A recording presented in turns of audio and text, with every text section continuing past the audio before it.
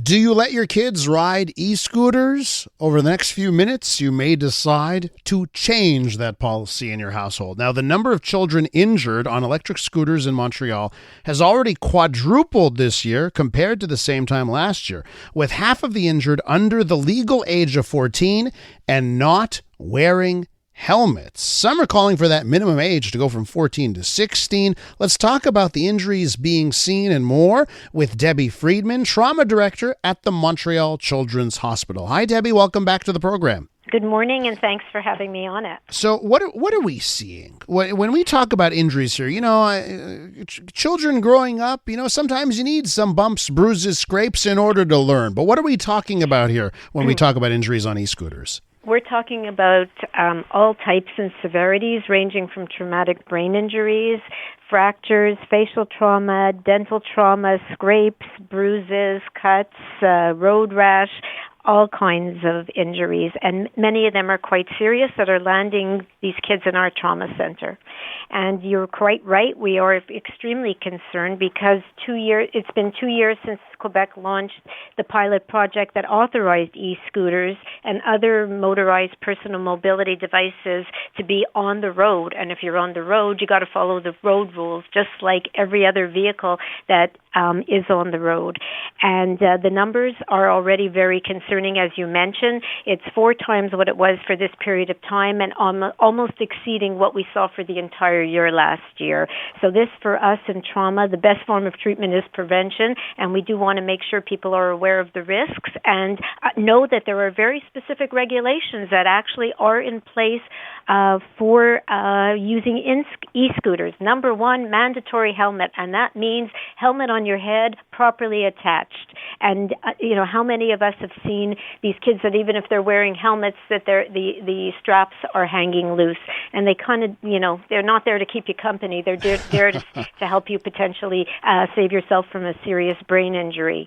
There is a maximum speed of 25 kilometers an hour, and I think we can all attest to the fact of how quickly some of these e-scooters are going. Lights and reflectors should be in the front and in the back, and the minimum age in Quebec is 14, but elsewhere in Canada and even in the States it's 16.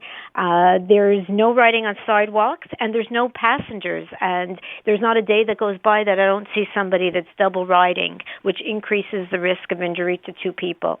You're not supposed to use earphones or cellular phones, and of course, riding impaired, no matter what you're on, whether it's wheels or a car, is prohibited.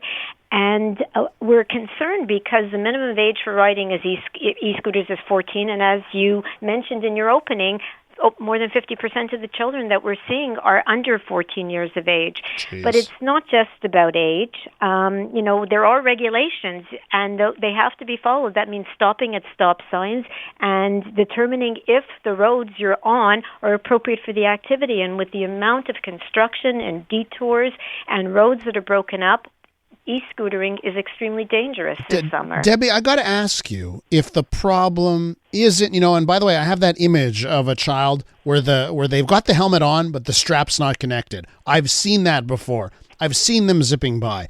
But what I have to ask is, isn't it, and maybe I'm asking you for an opinion here, and maybe you don't want to give opinion, but I'm going to ask you this anyways, that the product simply is dangerous. Like, it doesn't matter. You can put the helmet on. You can raise to 16.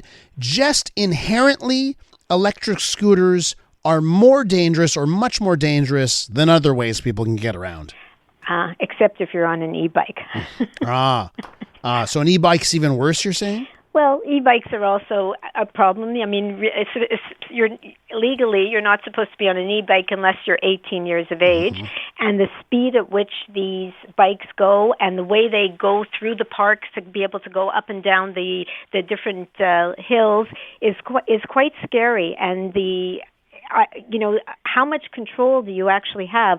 I don't know if you've been on an e-scooter. I did try an e-scooter, and it does require a lot of coordination, and it can go quite quickly. Yeah. So I think you have to determine, is this an activity that's appropriate? And having them on the kind of roads that we have, along with other vehicles, does this make sense?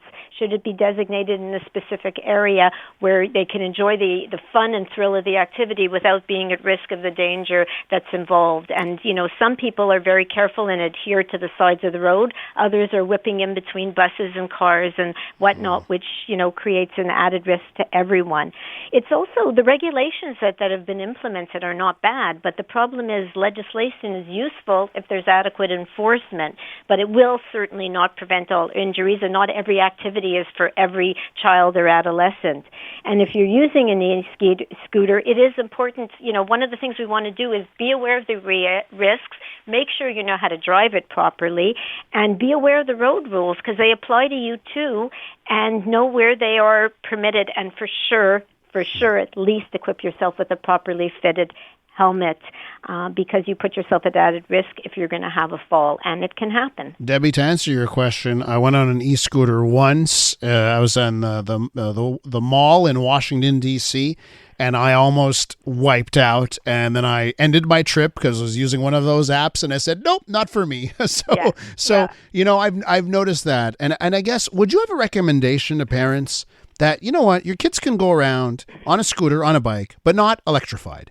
Stay away from the electrified versions of these products while someone is below the age of 18. Would you say? At least below the age of 16, because the problem is when you're saying 14, it's already being pushed to 12 and 13 and 11.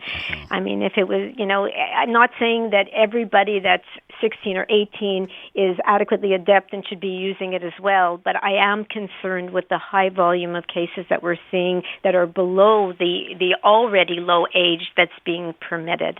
So it is a concern. I actually tried it in Nashville in a park that rented them out because I felt that, if I'm going to talk about this, I better have an idea of what I'm talking about. And I also found that when I got off of it, I kind of said, never again.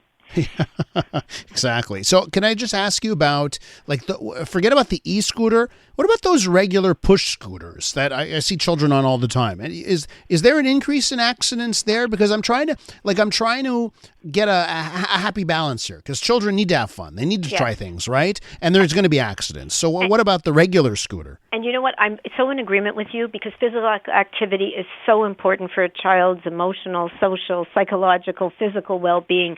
So when we come out with recommendations, we really take that aspect of it quite seriously. I think you see a lot of the kids scootering around in the parks and whatnot, not on the electric scooters, but on the regular scooters.